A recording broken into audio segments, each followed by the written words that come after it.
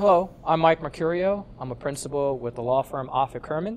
Today I'm with my entrepreneurial friend, Tony Lawrence. Hello, I'm Tony Lawrence, CEO of VOR Technology. We're a cybersecurity provider here in Hanover, Maryland.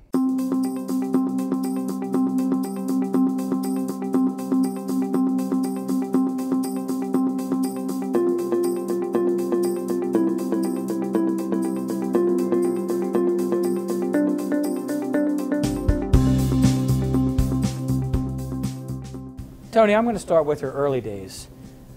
Tell us a little bit about where you grew up, and is there an experience or person that you attribute to your entrepreneurial spirit? So I grew up in Central Florida, in Lakeland, Florida specifically. And in Lakeland, you know, it's not a very tech-savvy environment. Not much technology going on. Basically, they're living as if they're in the 1970s. But I was very into technology, and I came from a disadvantaged background. We were homeless coming up, really didn't have access to any technology, but I was still, for some reason, interested in it. So joined the military as a way to get away from where I was raised. And as soon as I got into the military, I was involved with technology. So why the Army then, as opposed to another branch of service? And how'd you get into cybersecurity? So funny story. I joined the military shortly after 9/11. The Twin Towers fell, and I definitely wanted to contribute to the fight against terrorism. I was 16 when I joined the military. They started a special program that would allow, you know, kids still in high school to join.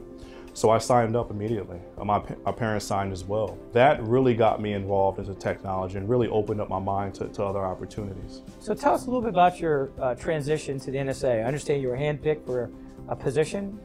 Please elaborate. When I joined the Army, I was involved in several different fields. I was 11 Bravo, infantryman.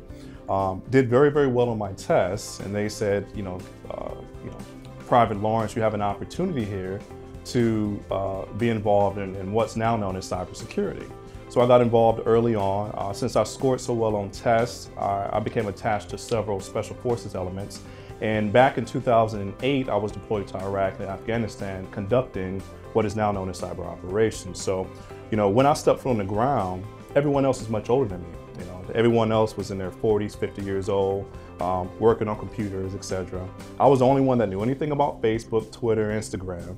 So I developed many of the TTPs currently being used by US Cybercom today. And because of that deployment, I was invited to the Pentagon to brief the Secretary of Defense and other senior military officials on what we were doing in Iraq and how they can utilize cyber capabilities in a conventional fight. So shortly after I briefed them, I went to work for former director of NSA, General Alexander, and General A was great. I worked very closely with him and Chris Inglis. They kind of opened my eyes up to how important the intelligence community is. And that kind of led into me starting my own small business to support the intelligence community and the government against the fight against terrorism and against cyber warfare. Yeah, I want to move to VOR in a second, but before I do, what was most rewarding about working for the NSA or working for the government, period? Very interesting working for the government. We all go to the DMV and see things kind of work slow, and that doesn't change when you go to other aspects or other places in the government. But to think about the National Security Agency working there, they have the most unique mission out of anyone in our country. Snowden came out and said some very, very negative things about NSA.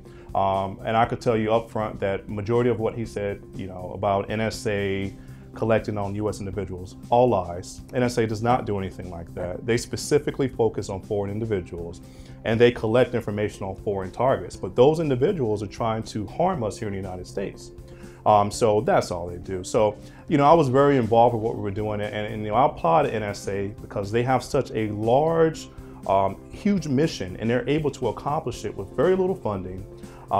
So they're doing a great job, in my opinion. So it sounds like you had a great career, a great thing going with the government.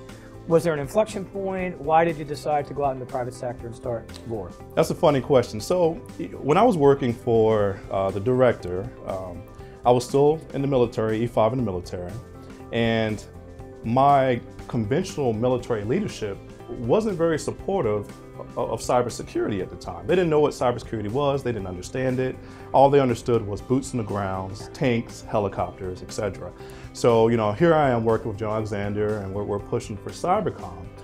Big Army didn't like it, so I came down on orders to become a drill sergeant in Fort Leonard somewhere, doing a non-technical job. So as soon as I came down on those orders to become a drill sergeant, I decided it's time to go. And you know, I had spoken with General Alexander about starting a small business prior to that, and he was very, very supportive. And you know, he now has his own company called Ironet Securities. But yeah, he and Chris Inglis gave me tons of support, and I jumped out of the military with no money, with nothing, and I was able to get something going, and that's how we are where we are today. So I hear, Tony, that you were a hacker at one point. How'd you get into hacking, or tell us a little bit about that? Started hacking when I was about 18 years old, just joined the Army. I was stationed in Korea, and I was dating this girl. I was in love with this girl. And something told me that, you know, she might be messing around on me. So, you know, I got on my computer and I basically taught myself how to hack, right? And I hacked into her email, and lo and behold, she had another boyfriend. But, you know, even though that situation didn't work out well, it got me really, really involved and interested in hacking.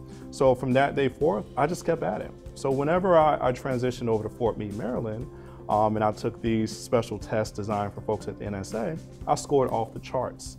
And I was able to get into the cybersecurity field very, very early because of that.